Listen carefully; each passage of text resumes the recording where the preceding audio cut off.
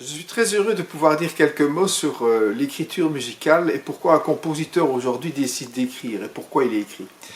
Alors ici, le point de départ était passionnant, c'est ça qui m'a donné l'envie d'écrire.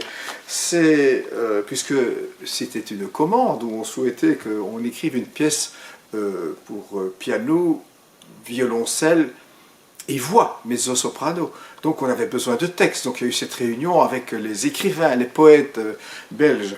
Et ça a été magnifique. Moi, j'ai eu la chance de connaître Béatrice Libert, magnifique poétesse, écrivaine également pédagogue, qui a sorti beaucoup d'ouvrages. Je ne ferai pas ici tout son CV, ce serait beaucoup trop long.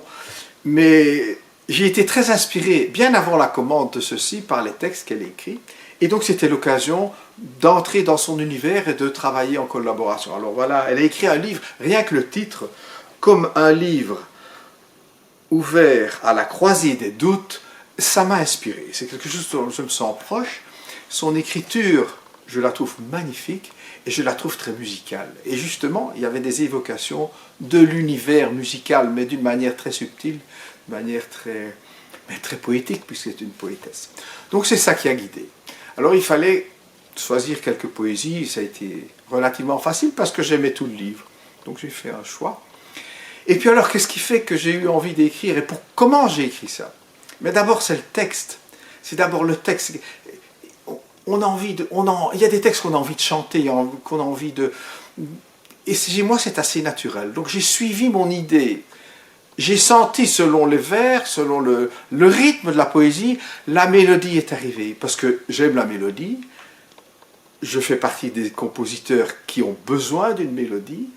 Et sur cette mélodie-là, se greffe à un moment donné une harmonie qui est surtout en rapport direct avec le propos.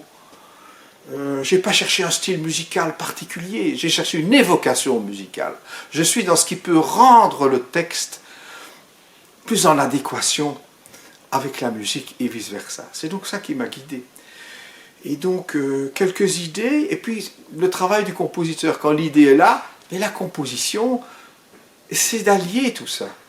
Et alors à ce moment-là, je quitte un peu mon piano pour vraiment laisser entrer dans une espèce d'architecture, des choses qui peuvent paraître complexes mais qui ne le sont pas trop, de manière à rendre tout cela compréhensible. C'est ce que j'ai essayé de faire. Et puis, bon, il y avait un ensemble musical qui m'intéressait.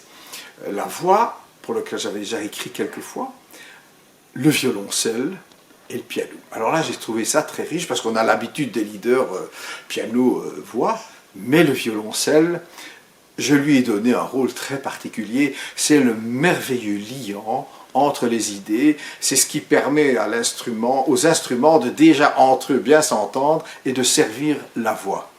Ça, c'était quelque chose qui m'a donné une très belle envie, je veux dire, l'orchestration. L'orchestration joue un rôle dans l'évocation de la poésie de Béatrice Libert. Donc voilà, je ne crois pas que j'ai besoin d'en dire beaucoup plus. La musique, elle s'écoute. En parler, voulez-vous que je vous dise, c'est pas grand-chose. Mais c'est important pour moi, ces démarches, qu'elles soient ici dans une commande, que ce soit pour un orchestre ou du piano seul, c'est souvent, chez moi, la littérature, la réflexion sur l'idée qui me donne envie d'évoquer cela en musique.